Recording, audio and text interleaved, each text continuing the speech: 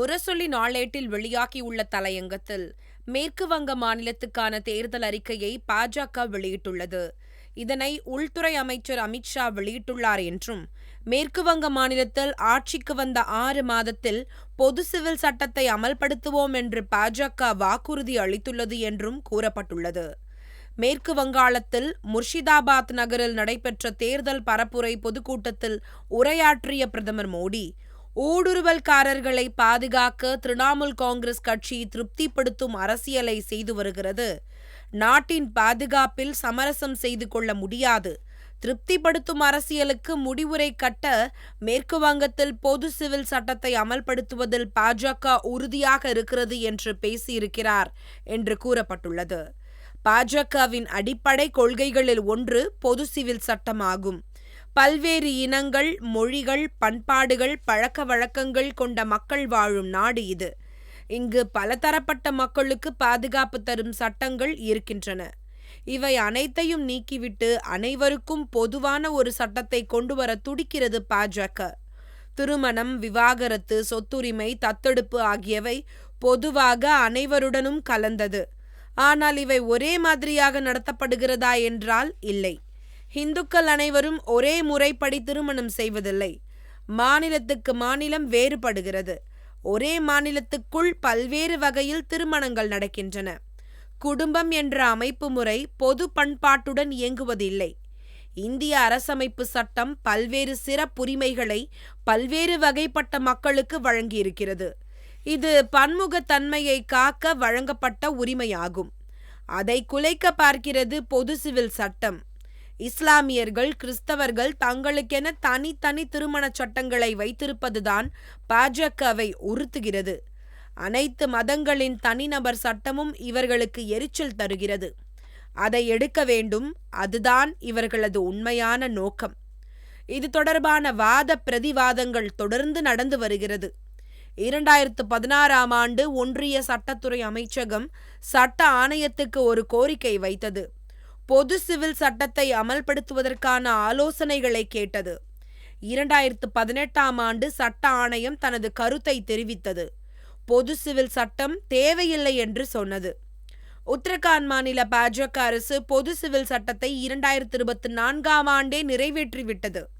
இந்தியாவில் இந்த சட்டத்தை நிறைவேற்றிய முதல் மாநிலம் இதுதான்.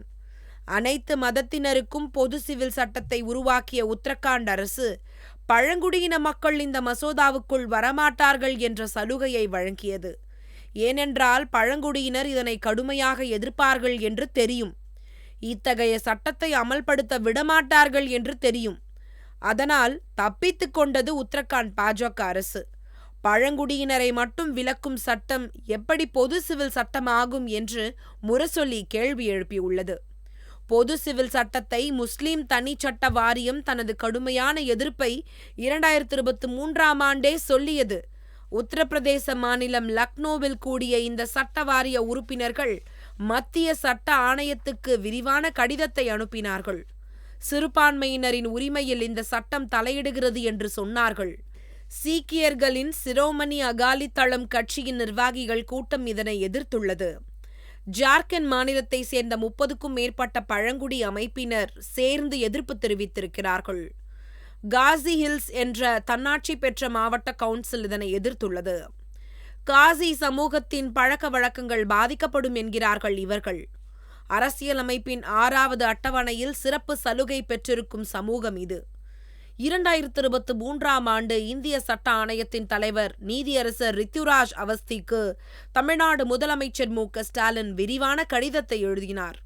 பொது சிவில் சட்டம் கூடாது என்பதற்கு அதில் வலுவான வாதங்களை வைத்துள்ளார் என்று முரசொலி தெரிவித்துள்ளது.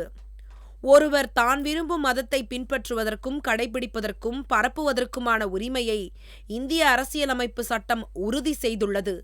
அதனை பொது சிவில் சட்டம் மீறுகிறது. ஒரே மதத்தை பின்பற்றும் மக்களிடையே கூட பழக்க வழக்கங்களும் நம்பிக்கைகளும் இடத்திற்கு இடம் மற்றும் வட்டாரத்திற்கு வட்டாரம் வேறுபடும் நிலையில் அவர்களிடையே ஒருமித்த கருத்தை எட்டாமல் அத்தகைய ஒப்புதல் சாத்தியமில்லை. பழங்குடியினர் உட்பட சிறுபான்மையினரின் தனித்துவமான மத கலாச்சார அடையாளத்தை அழித்து செயற்கையாக ஒரே மாதிரியான பெரும்பான்மை சமூகத்தை உருவாக்குவதற்கான முயற்சி இது. பழங்குடி சமூகங்கள் உட்பட பல்வேறு சமூகங்களின் தனித்துவமான மரபுகள், நடைமுறைகள் மற்றும் தனிப்பட்ட சட்டங்களை மதித்து பாதுகாப்பது முக்கியம். இது மத விவகாரங்களில் ஒன்றிய அரசின் அத்துமீறலாகவே கருதப்படும். இந்த சட்டம் பல்வேறு மத சமூகங்களிடையே ஆழமான பிளவுகளையும் சமூக அமைதியின்மையையும் உருவாக்கும். இது முரண்பாடுகளை உருவாக்கி பகைமையை வளர்க்கக்கூடியது. பழங்குடி சமூகத்தை இது அதிகமாக பாதிக்கும். அனைவருக்கும் பொதுவான நடைமுறையானது ஏற்றத்தாழ்வுகளை அதிகரிக்கும்.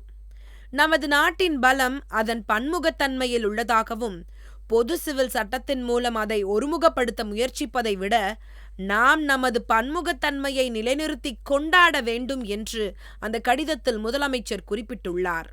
இதேபோல் பல மாநில முதலமைச்சர்களும் எதிர்ப்பு தெரிவித்தார்கள். பாஜக ஆளும் மாநில முதலமைச்சர்கள் சிலரும் அப்போதே எதிர்ப்பை பதிவு செய்தார்கள். அனைத்து மாநிலங்களிலும் இது உள்நாட்டு குழப்பத்தை ஏற்படுத்தும்.